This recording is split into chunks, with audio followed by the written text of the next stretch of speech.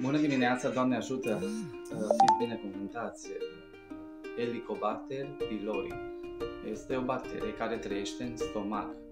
Poate provoca infecții.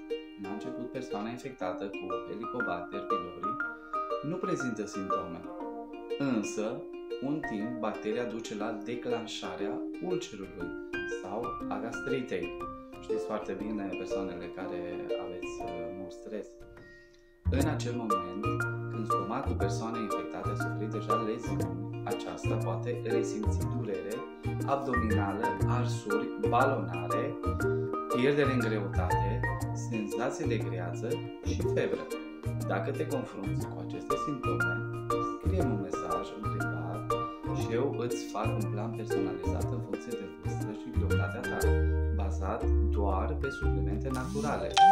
Nu uita, sănătatea este o alegere, întotdeauna sunt la dispoziția dumneavoastră. O inimioară, o distribuție să ajungă la momentul